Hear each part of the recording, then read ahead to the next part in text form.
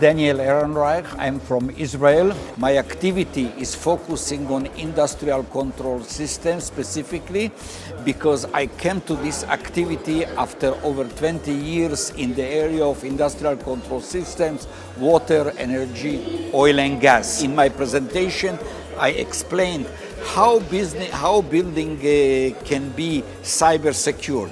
Because when we speak about a building, I'm speaking about the high-rise office building, you have always three areas with main areas that need to be protected. First of all, the upper floors where people are working, where the offices are.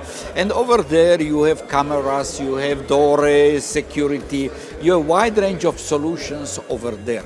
Then you have the equipment which is installed outside. You can have a fuel tank, you can have an extra generator, you can have an additional chiller. All are installed outside the building, which means they are not so physically protected as something in the building. And finally, we are talking about the underground installations where you have all the utilities, the electric energy, water, sewage, UPS, generators, chillers, data centers. So we need a wide range of technologies, intrusion detection system, security information event management, SOC rooms. All these must work together in order to instantly identify the problem and instantly identify it's the real problem or it's the attack, and of course making an instant decision on the right action. This is the main challenge. Why 2010 was the year where industrial control security started? Of course, this was the year of the Stuxnet attack. Until that event, industrial control people, the people who are managing the operation, managing the safety and reliability, they could say, we are air-gapped, we are isolated from the internet, and therefore we are safe. The fact that it was done internally, this changed the whole perception. So management in these organizations come to the ICS people and told them, hey, your idea of not dealing with cybersecurity is not so correct. Because of that, systems, the IT and the ICS started to be connected. Of course, not directly, of course, carefully, securely, and practically this was the year where the unidirectional diode, the gateway, started to be very popular. On one hand, protecting the ICS, on the other hand, not allowing that anyone can send faulty instructions from the IT network to the OT, because the IT network is connected to the internet.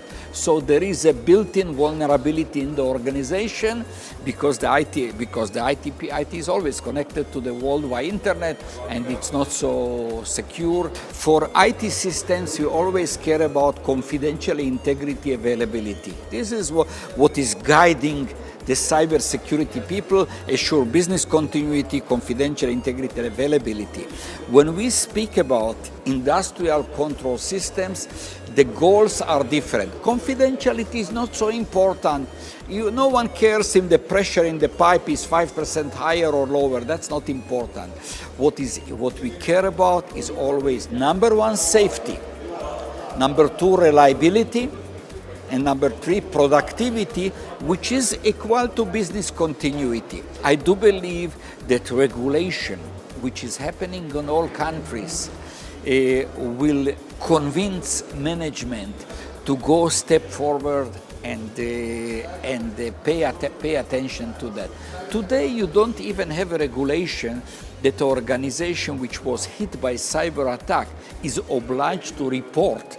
And you know that every manager will be highly interested to hide the fact that his organization was under attack. But it's going to change, and I believe regulation will require that every attack will be reported. We already have a cybersecurity guideline in Hebrew, the local language, which people can read, It's nicely written.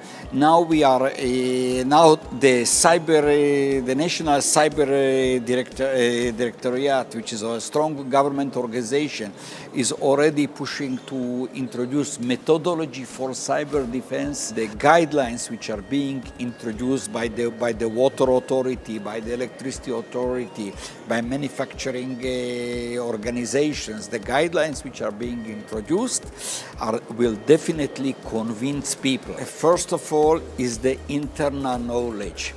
Either people have industrial control experience, or some other people have cyber security experience.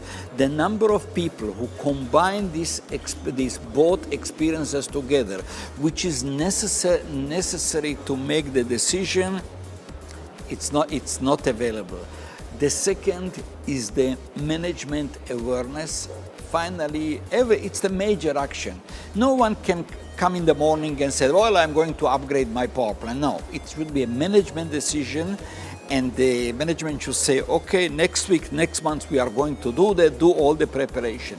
And the third major problem is that these systems are working 24 hours, 7 days, around the clock, and you cannot stop it.